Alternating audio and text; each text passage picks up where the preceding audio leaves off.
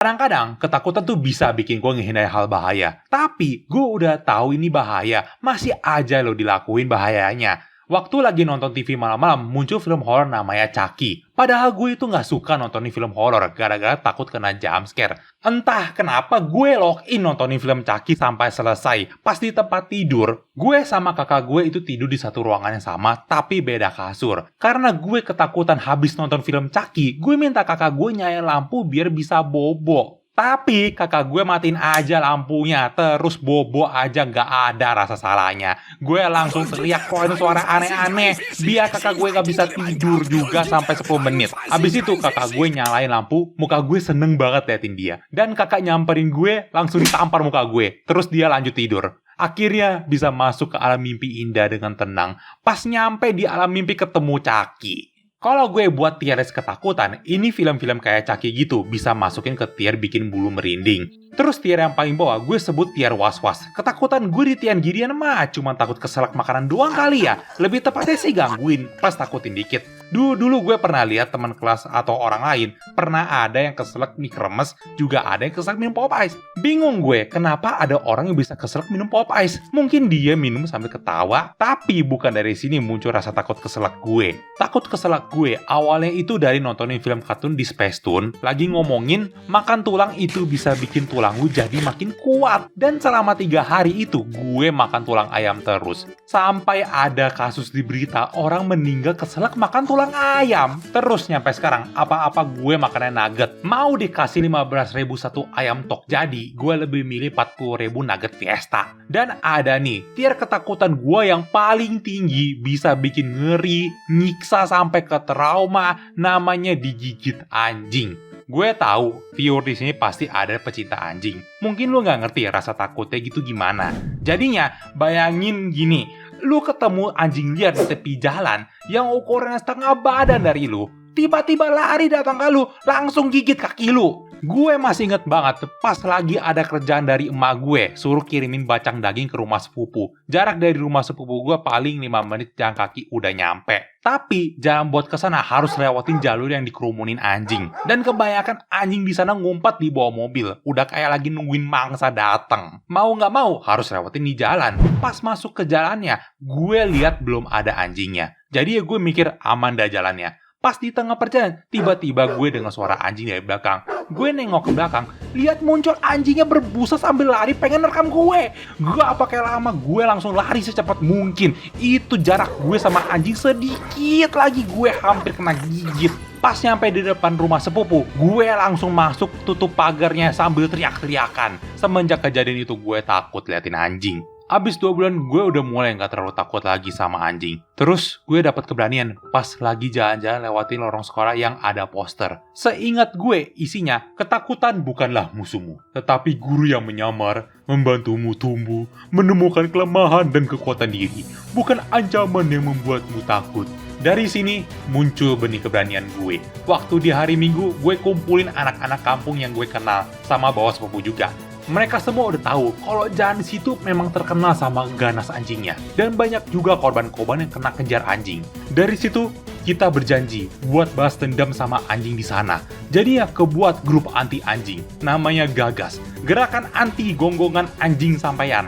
Kita semua langsung jalan ke tempat jalanan anjing. Dan rencana kita itu simpel. Takutin anjingnya biar gak macam-macam lagi sama kita. Pas kita nyampe, anjingnya lagi di dalam pagar, jadi dia nggak bisa keluar. Terus kita mulai takutin si anjing. Ada yang lempar botol aqua, ranting pohon, kerikil, dan ada yang keluarin teriak-teriakan yang gak jelas. Awal-awalnya rencananya lancar. Lalu gue liat ke belakang, tiba-tiba ada satu anjing keluar dari bawah mobil, langsung gigit sepupu gue. Satu grup auto panik liatin gituan. Semua anak kampung lari mencar kemana-mana. Dan gue keinget kembali kejadian 2 bulan yang lalu. Tapi ini malah yang lebih parah. Badan gue lari sendiri, ninggalin sepupu gue yang diterkam sama anjing. Untungnya sepupu gue diselamatin sama Pak Sapam. Habis kejadian itu, gue harusnya udah belajar. Jangan pernah deketin anjing. Gak tahu kenapa anjing apapun itu selalu pengen rekamin gue. Waktu lagi nginep di rumah sepupu yang di Jakarta, panggil aja dia si Lucky. Nah, dia itu udah tahu gue takut sama anjing. Jadinya dia taruh anjingnya di lantai 3 dalam kandang. Dan gue merasa sudah aman buat nginep di rumahnya.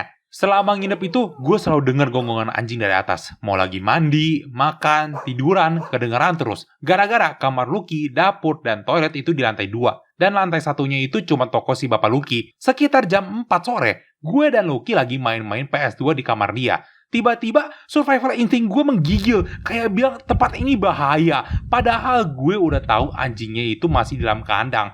Lalu gue pantauin aja itu pintunya buat jaga-jaga. Beneran langsung muncul anjingnya pengen rekam gue lagi. Jadi gitu kenapa gue taruh anjing itu di tier main break. Terus di tier bulu merinding, gue takut sama ketinggian. Kayak lagi di lantai 3 mall, di railing kaca gitu, lihat ke bawah bikin ngeri, atau enggak lift lantainya kaca gitu. Lalu gue juga takut sama gelap. Apalagi waktu mandi pakai sampo kan, butuh tutup mata. Gue merasa di bawah ada sesuatu yang bikin merinding. Makanya gue minta emak beliin sampo bayi biar gak usah tutup mata. Di tier jangan deketin, gue taruh takut diledekin habis selesai berak.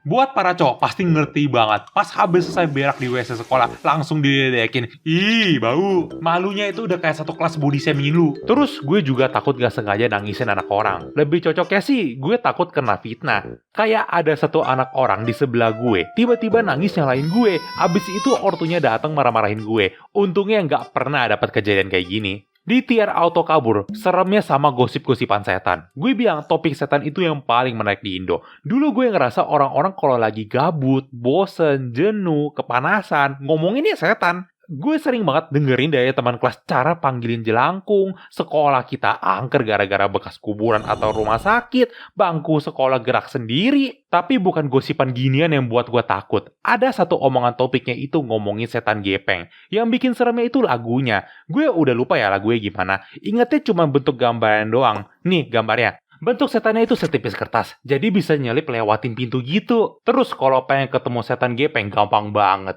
Cuma butuh lu diem aja di toilet jam kapan aja, matiin lampunya, nyanyiin lagunya, nanti bakal muncul. Temen kelas ada yang bilang pernah ketemu setan gepeng di depan toilet. Ada juga bilang ketemu di tangga deket toilet. Rata-rata ketemu di dekat daerah toilet dah. Gara-gara ginian, gue selalu cari toilet yang ada jendela atau ada lampu depan terang banget. Gue baru sadar ya, kok zaman sekolahan gue ngerinya di toilet semua. Mau BAB ditakutin setan, selesai BAB takut di body shaming. Terus ada satu gosipan lagi yang lumayan serem itu ngomongin setan nenek gayung. Teman kelas gue kasih tahu gue, kalau lu ketemu nenek gayung, lu harus cepet-cepet hancurin gayungnya. Ngapain hancurin gayung dia? Bikinin tangan gue kesetan doang, kenapa nggak kabur aja?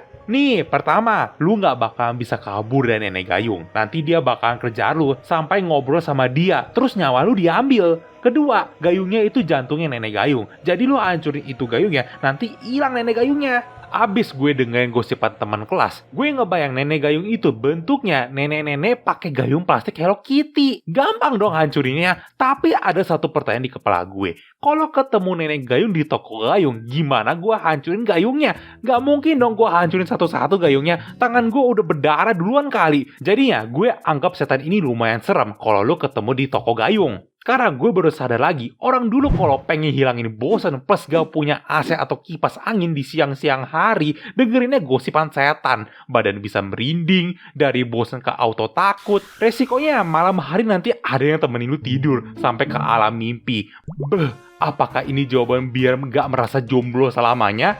Sama, gue juga takut kena penyakit cacar. Waktu kecil, gue ngerasa ya, penyakit cacar itu penyakit yang paling langka. Jadi ya, belum ketemu obatnya. Dari situ gue mulai ngeri dikit. Terus teman kelas pernah kasih tahu gue, ada penyakit cacar yang namanya cacar ular. Dia bilang penyakit itu bakal munculin tato ular di tangan lu. Terus gambar tato yang bakal ngelingkar di tangan lu sampai gigit ekornya langsung meninggal lu di tempat. Abis dengerin gituan, gue makin ngeri. Udah kebayang kayak Orochimaru gigitin leher Sasuke, muncul tatonya. Besok gue datang ke sekolah pakai masker, pakai jaket, plus bawa banyak jenis obat gatal kulit sampai 1 minggu. Untungnya selama gue kecil gak pernah kena penyakit cacar apapun itu. Dan gue cari di internet, ternyata penyakit cacar ular gak ada tato-tatoannya. Emang ya, gue yang dulu takut sama ginian semua. Sekarang mah gue udah gak takut lagi, cuman gue takut jadi miskin.